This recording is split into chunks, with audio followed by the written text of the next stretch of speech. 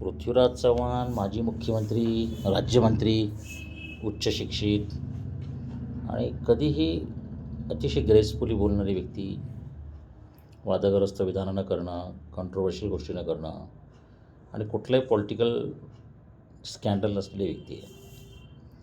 आता त्यांनी पुण्यात जी पत्रकार परिषद घेतली त्यातल्या एका याच्यावर मी फक्त बोलणार आहे. 12 लाख आर्मी ठेवायची काय गरज. आणि हा तर्क त्यांनी देताना असं सांगितलं की आता मिसाईल युद्ध आहे, हे आर्मीला कामाला लावता येईल आणि त्याच्यानंतर प्रत्यक्ष लढाई झालीच कुठे आत्ता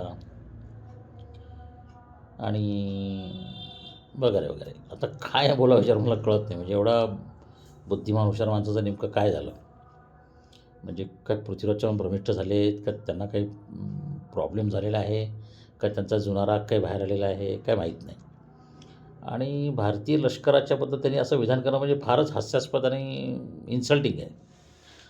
म्हणजे मोदींवर तुम्हाला टीका करायची आहे, भाजपवर ते करा, पण इंडियन मिलिटरी म्हणजे आता अत्रेंच्या काळामध्ये नेहरू म्हणाले होते की जो अक्साई चीनचा भाग आहे तिथे काही साधं गवत पण उगवत नाही, तो काही कामाचा नाही आहे. मग अत्रेने विचारलं तुमच्या डोक्यावर केस उगवत नाहीत, मग तुमचं डोकं पण ठेवायचं नाही का, गरज नाही का, असा तो सगळा त्यावेळेस झालेला आहे. मला हे समजत नाही की पृथ्वीराज चव्हाण यांची अशी काय मजबुरी आहे किंवा त्यांच्या काही बुद्धीवर परिणाम झाला आहे का, काही समजत नाही आहे.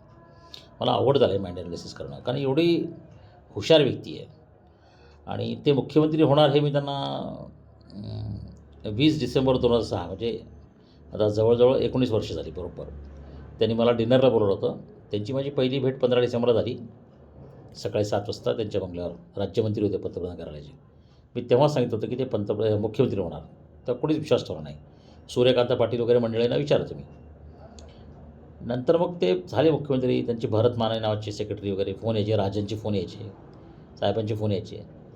फार व्यवस्थित बोलणारी व्यक्ती आहे. पण आता हे जे आर्मीचं त्यांनी जे काढलं आहे ना, त्याच्यात काय झालं आहे माहिती का, की ॲक्च्युली जमिनीवरची लढाई म्हणजे 5th जनरेशन वॉर चाललं आहे सध्या. सायबर, टेक वॉर हे सगळं बरोबर आहे. पण जमिनीवरची लढाई पण होणार आहे. चाहे बंगालमध्ये असो, पश्चिम बंगाल म्हणजे आपला बांगलादेशमध्ये असो किंवा बॉर्डर फोर्सवर असो. हे म्हणजे आज युक्रेनमध्ये नाही का चालू आता, गाझामध्ये नाही चालू का. तर लष्कराचं अस्तित्व ठेवायची गरज नाही. म्हणजे हा तर्क कुठल्या अँगलने त्यांनी दिलेला आहे मला समजत नाही. म्हणजे हे खूपच हास्यास्पद आहे. आणि मला सगळा धक्का बसला की कुठल्याच पत्रकाराने ह्याला ऑब्जेक्शन घेतलं नाही.